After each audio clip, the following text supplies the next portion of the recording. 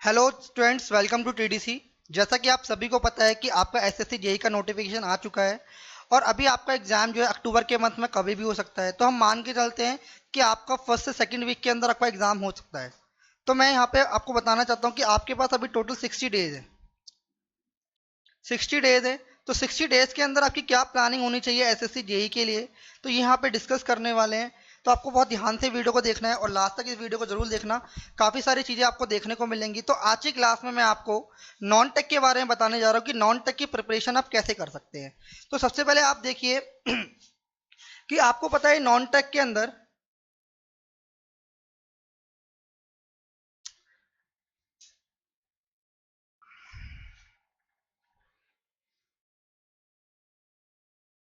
Non tech के अंदर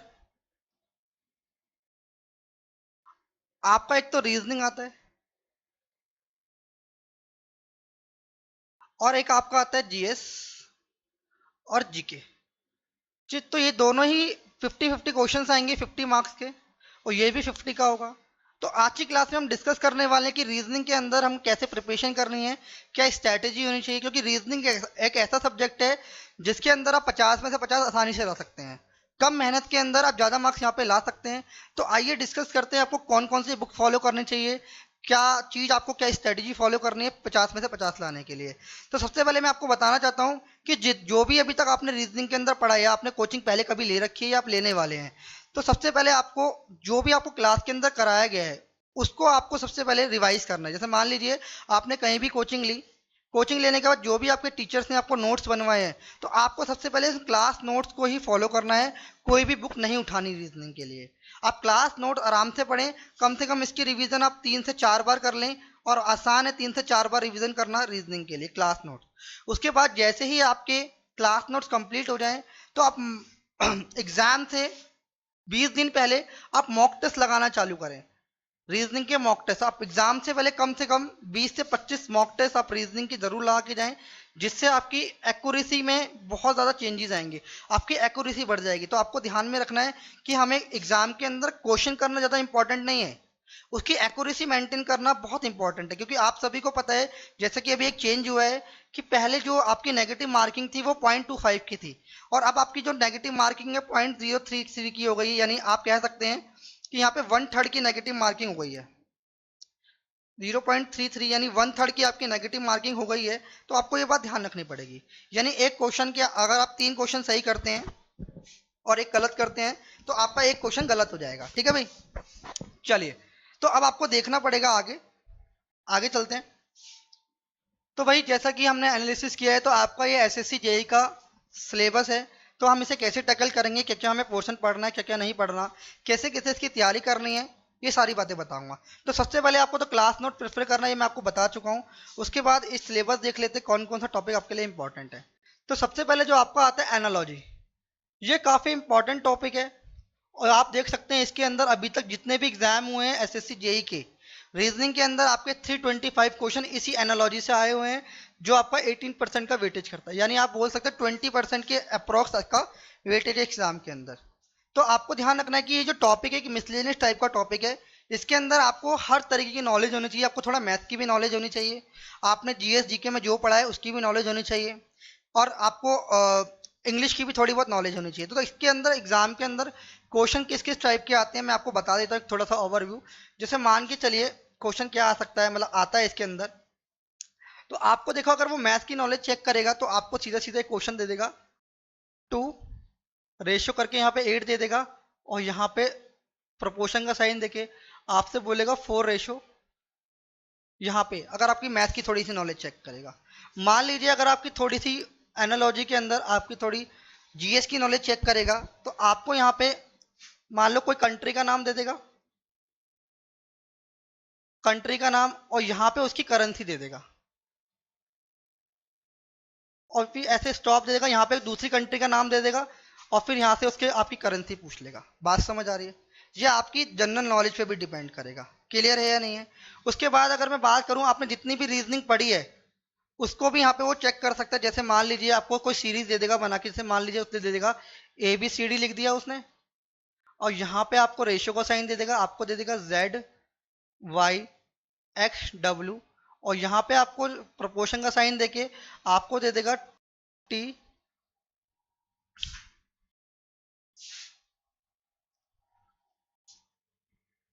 आपको दे देगा यहाँ पे रेशियो का साइन देके टी यू वी डब्ल्यू। तो आपसे यहाँ पे पूछेगा यहाँ पे क्या आएगा, तो आपको सारी नॉलेज होनी चाहिए जो भी आपने रीजनिंग के अंदर पढ़ा है, ये सारी नॉलेज यहाँ पे आपकी काम आने वाली है। क्लियर है। और आपसे अगर मैं बात करूँ इसके अंदर आपकी इंग्लिश की नॉलेज भी चेक कर सकता है। जैसे मान लो यहाँ पे आपको सैड लिख के दे देगा और यहाँ पे आपको हैप्पी लिख के दे देगा, और यहाँ पे प्रपोर्शन का साइन देके आपको भी लिख के दे देगा स्लो। तो आपको यहाँ पे पता लगाना पड़ेगा कि यहाँ पे क्या आएगा। ठीक है। तो काफी सारी चीजें देखिए, इसका अपोजिट सैड का अपोजिट हैप्पी होता है, तो स्लो का अपोजिट क्या होगा, फास्ट होगा। तो इस तरीके से आपको यहाँ पे एनर्जी के अंदर क्वेश्चन आते हैं, इसलिए इसका वेटेज सबसे ज्यादा हो जाता है क्योंकि इसके अंदर ये सारे टॉपिक मर्ज होते हैं। क्लियर है। चलिए, तो अगर मैं यहाँ पे बात करूँ, एक आपका जो सेकंड टॉपिक है बहुत इंपॉर्टेंट टॉपिक है, ये आपका है ऑड वन आउट का टॉपिक। ठीक है। ऑड वन आउट से भी आप देख सकते हैं आपके 250 क्वेश्चन यहाँ पे आए हुए हैं। अप्रोक्स आपका 15% कवर करता है एग्जाम की प्रिपरेशन के लिए। तो ध्यान से समझना इसके अंदर क्या करना है आपको। देखिए इसके अंदर क्या होता है, ये आपने देख लिया एनालॉजी का पार्ट। तो इसके अंदर आप देखिए ऑड वन आउट के अंदर आपको कोई भी चार चीजें लिख के दे देगा, चार ऑप्शन देगा आपको बेसिकली, और आपसे पूछेगा इसमें से कौन सा अलग है। देखिए इसके अंदर भी आपकी नॉलेज काम करेगी जैसे एनालॉजी में काम करती है। अगर मैं बात करूँ तो अगर मान लो पहला क्वेश्चन अगर वो आपको यहाँ पे देना चाहता है तो वो क्या दे सकता है, वो दे देगा यहाँ पे 64 लिख के दे देगा। दूसरा ऑप्शन आपको दे देगा 125, तीसरा ऑप्शन दे देगा आपको 512, और फोर्थ ऑप्शन दे देगा आपको 16। तो आपसे बोलेगा इसमें से कौन सा अलग है, आपको ये बताना है।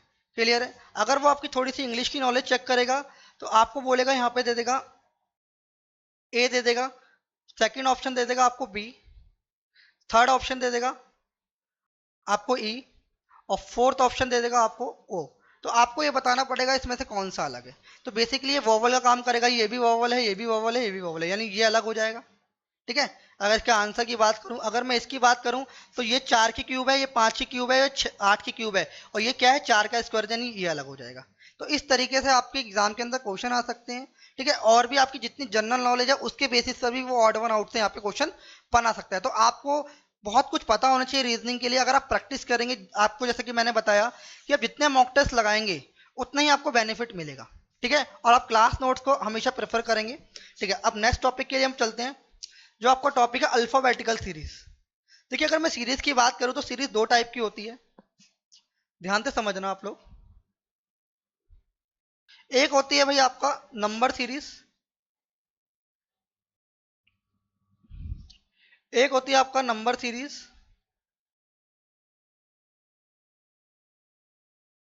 और एक दूसरा होती है आपका अल्फाबेट सीरीज। अल्फाबेट सीरीज, तो ये दोनों ही सीरीज से आपका क्वेश्चन आते हैं, ये दोनों ही पार्ट हैं सीरीज के। इसके अंदर एक सीरीज एक और नंबर की सीरीज आती है, पहली सीरीज, दूसरी सीरीज, और तीसरी सीरीज आती है कॉन्टिन्यूस सीरीज। Continuous series. तो ये तीन तरीके की सीरीज आपके एग्जाम के अंदर पूछी जाती हैं। इन इससे मान के चलिए आपसे एग्जाम के अंदर दो क्वेश्चन पूछ लेगा, इससे एक पूछ लेगा, इससे भी आपसे एक पूछ लेगा। रीजनिंग के आपके 50 में से 4 से 5 क्वेश्चन यहाँ पे आपको देखने को मिल सकते हैं। क्लियर है। तो भाई अगर मैं अल्फाबेट सीरीज की बात करूँ तो मान लीजिए वो लिख के दे देगा डी ई एफ, इसने लिख के दे दिया डी ई एफ, और यहाँ पे वो लिख के दे देगा एफ जी और एच लिख के दे देगा। ठीक है भाई, क्या लिख के दे देगा, एफ जी एच लिख के देगा। तो आपको बताने हैं कि यहाँ पे वो अगला क्या लिख के देगा। जैसे मान लो उसने लिख के दिया डी ई एफ, और यहाँ पे लिख के दे देगा क्या, एफ जी और एच लिख के दे देगा। तो आपको ये करना पड़ेगा, कैसे करेंगे ये आप देख लेंगे। इस तरीके के क्वेश्चन आपका अल्फाबेट सीरीज के अंदर आएंगे। क्लियर है। चलिए, और नंबर सीरीज की भी हम बात कर लेंगे थोड़ी देर में। अब आती है विजुअल रीजनिंग। विजुअल रीजनिंग क्या होती है, आपने आपको लग रहा होगा कोई नया टॉपिक है, कोई नया टॉपिक नहीं है। इसके 140 क्वेश्चन आते हैं। जैसे कि क्वेश्चन क्या आता है विजुअल सीरीज के अंदर, तो आप एक बार देख लीजिए। यहाँ पे आपको कोई फिगर यहाँ पे बना के दे देगा, कोई भी आपको यहाँ पे फिगर दे देगा, ऐसे आपको बॉक्स के अंदर कोई फिगर दे देगा। ठीक है। और आपको यहाँ पे चार ऑप्शन दे देगा। ऐसे करके 4 ऑप्शन देगा और आपसे ये बोलेगा 4 ऑप्शन में भी कोई फिगर होगी तो आपसे बोलेगा इस फिगर से जो यहाँ पे फिगर दी होगी इस फिगर से हम कौन सी फिगर यहाँ पे जो ऑप्शन है वो बना हुआ है, यानी ये जो फिगर दी होगी इसी से बना के आपको कोई 4 ऑप्शन देगा, आपको बताना है कि इस फिगर से कौन सा ऑप्शन बना हुआ है। तो आपको बेसिकली इसके अंदर आपको चेक करना पड़ेगा कौन सा फिगर आपका बना हुआ है। बेसिकली फिगर एनालिसिस का काम है, जब हम आपको क्लास लेंगे तो कुछ सारी चीजें इसके अंदर बताएंगे, ठीक है। उसके बाद में बात करता है कोडिंग डिकोडिंग की, कोडिंग डिकोडिंग और मैट्रिक्स। तो मैं आपको बता दूं मैट्रिक्स का क्वेश्चन बहुत काफी बार आया हुआ है। अगर मैं बात करूं, अगर आपने एसएससी सीजीएल वगैरह कभी दिया है तो मैट्रिक्स का क्वेश्चन इसके अंदर पहले एग्जामिनेशन एसएससी करा चुका है। तो देखना भाई एक बार मैट्रिक्स के अंदर आपको बना के दे देगा और कुछ वर्ड लिखे दे, मान लो ऐसे मैट्रिक्स बना के दे दी उसने, ऐसे दे देगा और यहाँ पे कोई नंबर लिख देगा 1 2 3 4 और यहाँ पे कोई अल्फाबेट सीरीज दे देगा। उसके बाद आपको कोई नाम दे देगा, जैसे मान लो रोम लिखा हुआ है और यहाँ पे आपको 4 ऑप्शन दे देगा नंबरिंग में और आपसे बोलेगा कि कौन से ऑप्शन से ये वाला नंबर बनेगा। जब मैं क्वेश्चन कराऊंगा तभी आप ये सारी चीजें अच्छे से समझ पाएंगे, अभी काफी लोगों को नहीं समझ आ रहा होगा किस तरह का क्वेश्चन आएगा। मैं आपको ओवरव्यू दे रहा हूँ कि इस तरीके से इसके अंदर क्वेश्चन आता है। तो ये भी बहुत इंपॉर्टेंट है, बट आपको ध्यान रखना है बहुत आसान है, यानी बहुत ईजी टाइप के क्वेश्चन इससे आते हैं, प्री के नंबर होते हैं, ये आपको ध्यान रखना है। क्लियर है? चलिए, अभी मैंने आपको थोड़ी देर पहले बताया था कि नंबर सीरीज, तो नंबर सीरीज में भी आपको कोई भी सीरीज दे सकता है, आपको थोड़ी मैथ की नॉलेज होनी चाहिए। आपने अगर थोड़ा बहुत भी क्वांट कभी पढ़ा हो तो उसकी नॉलेज होनी चाहिए। जैसे मान लो सीरीज आपको क्या दे देगा, आपको लिख के दे देगा 2 3 5 7 और यहाँ पे क्या आएगा, ठीक है। और आपको ऐसे सीरीज बना के दे देगा 1 3 5 7 और यहाँ पर क्या आएगा, ठीक है। आपको सीरीज बना के दे देगा 4 9 16 25 और यहाँ पे क्या आएगा, आपको सीरीज बना के दे देगा 1331 1728 2197 और यहाँ पर क्या आएगा। इस तरीके से आपको सीरीज बना के दे देगा। तो सीरीज के अंदर इस टाइप के क्वेश्चन आते हैं जब आप सीरीज के कॉन्सेप्ट करेंगे। और आपको ध्यान रखना है सीरीज के अंदर जितनी प्रैक्टिस करोगे उतना ही आपके अच्छे मार्क्स आएंगे एग्जाम के अंदर, क्योंकि सीरीज जो है बहुत इंपॉर्टेंट टॉपिक है एग्जाम के अंदर। अगर मैं बात करूं, इससे आपको 3 से 4 क्वेश्चन सीरीज के देखने को मिल जाएंगे। सीरीज बहुत इंपॉर्टेंट है, यहाँ पे आपको करना बहुत इंपॉर्टेंट हो जाएगा, ठीक है भाई। चलिए, तो अब नेक्स्ट टॉपिक की तरफ चलते हैं, डायरेक्शन। डायरेक्शन पेपर का सबसे आसान टॉपिक होता है, ठीक है, बहुत आसान टॉपिक होता है। तो इसके अंदर आपको कुछ साइट्स वगैरह दी होंगी कि आप कोई इंसान नॉर्थ में गया, फिर साउथ में मूव करा, फिर वेस्ट में गया, इस तरीके से आपको क्वेश्चन आपके यहाँ पे डायरेक्शन के अंदर पूछेंगे। तो यहाँ से भी आपका अगर मैं बात करूँ 71 क्वेश्चन अभी तक आए हुए हैं और 4% का वेटेज है, यानी आप मान के चलो यहाँ से 1 से 2 क्वेश्चन आपके आएंगे। क्लियर है? उसके बाद यहाँ पे जो नेक्स्ट टॉपिक है वो है वेन डायग्राम। वेन डायग्राम आपको कुछ दिया होगा और आपका इस तरीके से कोई वेन डायग्राम हमने कभी पढ़ा होगा, ऐसे करके दिया होगा, ये इस तरीके के वेन डायग्राम कहते हैं, इस तरीके से बना होगा या फिर इस तरीके से बना होगा, ठीक है, या ऐसे अलग अलग बना होगा। ये सारे वेन डायग्राम के पार्ट हैं। जब आप इनकी प्रैक्टिस करेंगे, जब हम क्लास के अंदर बात करेंगे, क्वेश्चंस करेंगे, तो आपको अच्छे से समझ आएंगे। वेन डायग्राम से भी अगर मैं बात करूं, यहाँ से आपके 1 से 2 क्वेश्चन आएंगे। वेन डायग्राम की बात करूँ तो यहाँ भी 1 से 2 क्वेश्चन आपको देखने को मिलेंगे। तो ये आपका पता है 3% का काम करता है। सिलोलिज्म का पार्ट बहुत इंपॉर्टेंट है, एसएससी जो है सिलोलिज्म से बहुत अच्छे अच्छे क्वेश्चन पूछता है, तो ये आपको बात ध्यान रखनी है। अगर मैं बात करूँ सिलोलिज्म से भी आपके 2 से 3 क्वेश्चन एसएससी यहाँ पे पूछ सकता है और वो फिक्स पैटर्न में पूछता है। अगर मान लो आपने 50 से 100 क्वेश्चन भी इसके प्रैक्टिस कर लिए तो आप आराम से सिलोलिज्म के पूरे क्वेश्चन कर पाएंगे 2 से 3। कुछ मुश्किल नहीं होता, बस आपको इसका पैटर्न पता होना चाहिए, कब क्या स्टेटमेंट दी हुई है, किस स्टेटमेंट के अकॉर्डिंग आपको इसका आंसर मार्क करना है। जब हम प्रैक्टिस कराएंगे तो आपको यहाँ भी देखने को मिल जाएगा। तो यहाँ से आपके 2 से 3 क्वेश्चन आराम से एसएससी पूछेगा। मिसलेनियस में क्या है, ये मैं सबसे लास्ट में बताऊंगा इसके अंदर क्या आता है, ठीक है। अब बात करते हैं पजल। पजल ज़्यादा मुश्किल नहीं आती, बहुत आसान आसान पजल आती है। इसके अंदर आप देखिए एक क्वेश्चन आपका पजल से पूछ लेगा, नॉर्मल सी पजल आएगी, वो आपकी बैंक वाली पजल नहीं आएगी कि आपको बहुत ज़्यादा घुमा देगा, नहीं आएगी, बस आसान सी पजल आएगी, आराम से कर लेंगे। और एसएससी का जो सबसे फेवरेट क्वेश्चन है ब्लड रिलेशन से आपको क्वेश्चन आएगा। ब्लड रिलेशन से आपके 4 से 5 टाइप के क्वेश्चन बनते हैं, वो हम डिस्कस कर लेंगे जब हम ब्लड रिलेशन पढ़ेंगे। एक तो मान लीजिए वो ऐसे करके देगा A+B means A is the father of B।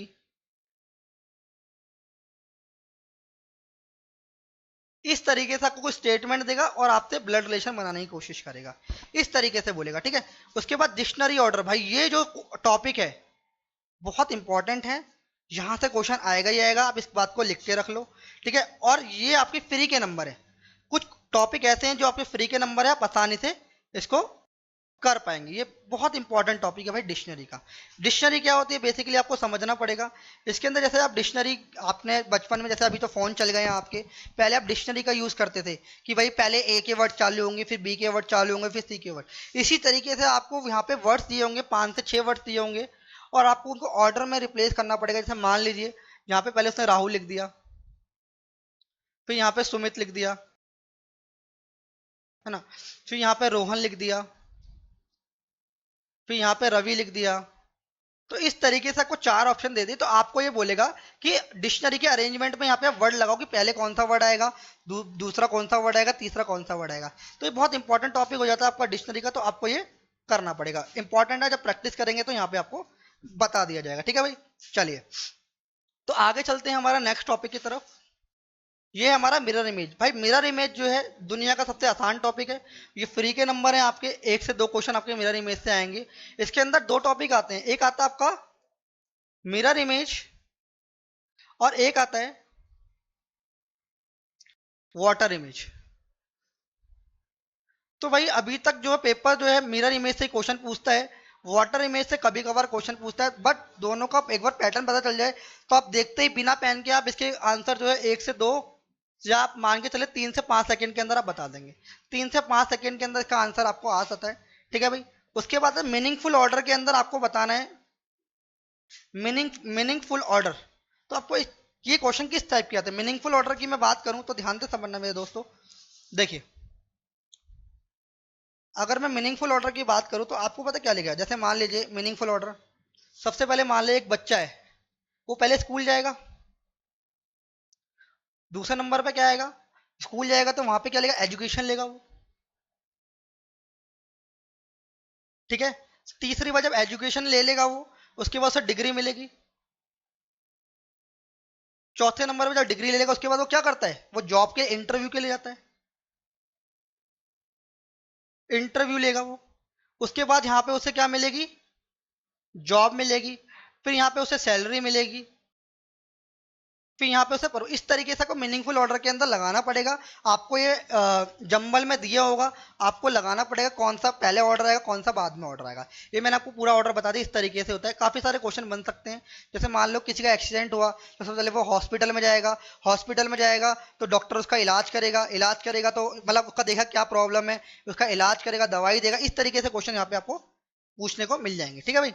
चलिए अब जो नेक्स्ट टॉपिक है आपका मैथमेटिकल इक्वेशन। भाई ये टॉपिक बहुत इंपॉर्टेंट है।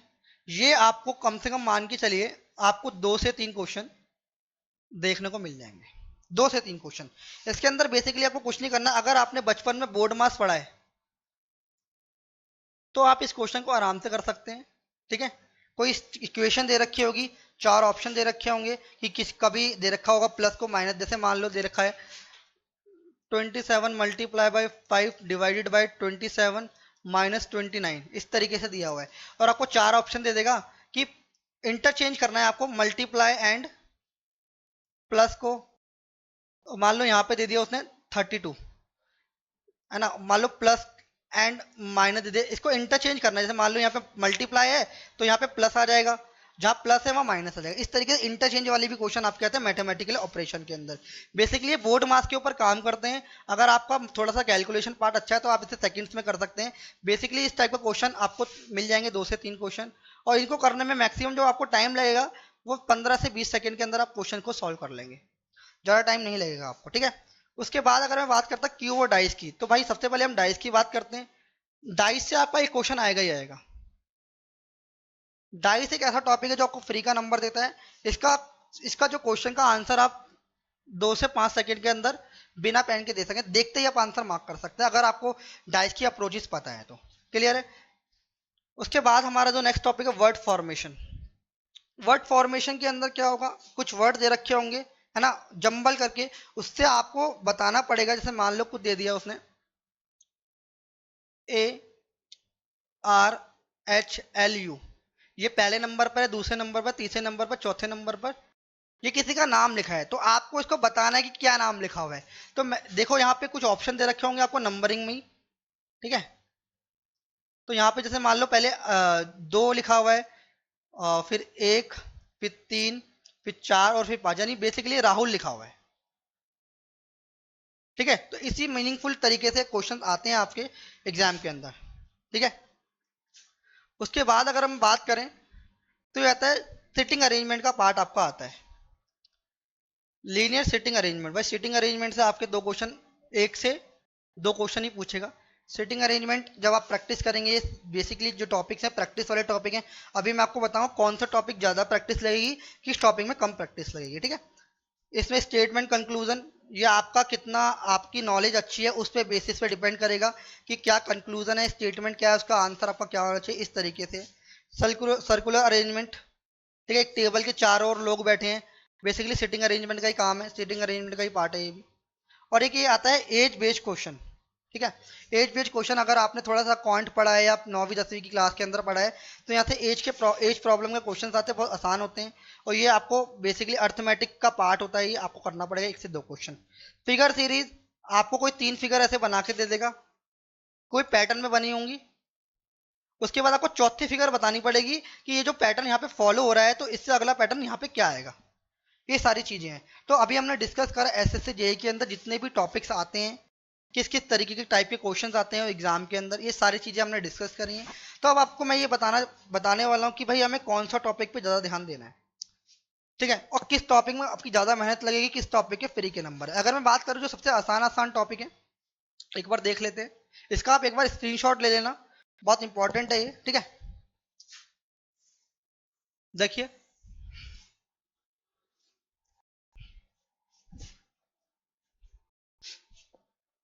देखिए जो आपकी मेहनत लगने वाली है और जो आसान टॉपिक है, सबसे पहले हम उनकी बात करते हैं।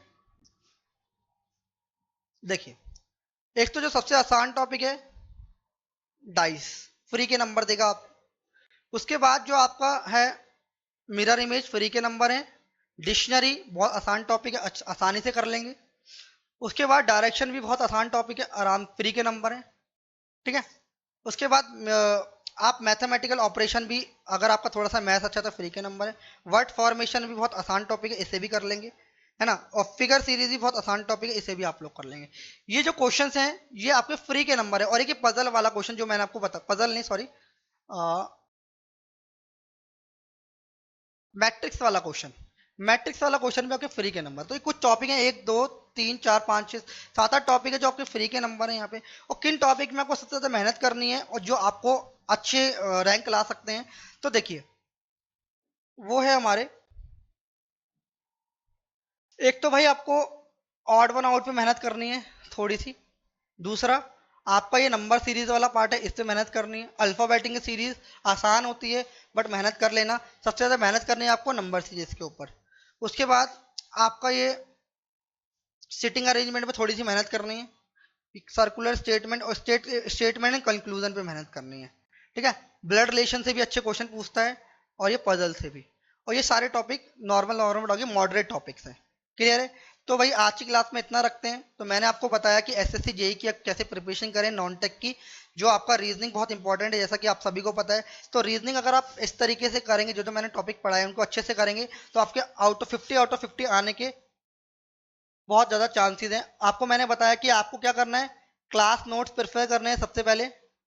जहां से भी आप पढ़े हैं और यहाँ से भी आप अभी कोचिंग लेने वाले हैं, तो क्लास नोट्स पढ़ें, कोई भी बुक आपको नहीं करनी। ठीक है भाई, उसके बाद जब क्लास नोट्स हो जाए तो आपको सिर्फ मॉक लगाने हैं, आपके 50 आउट ऑफ 50 आ जाएंगे, हम लिख के दे सकते हैं। ठीक है भाई, चलिए, तो आज की क्लास में इतना ही, फिर मिलते हैं नेक्स्ट वीडियो में।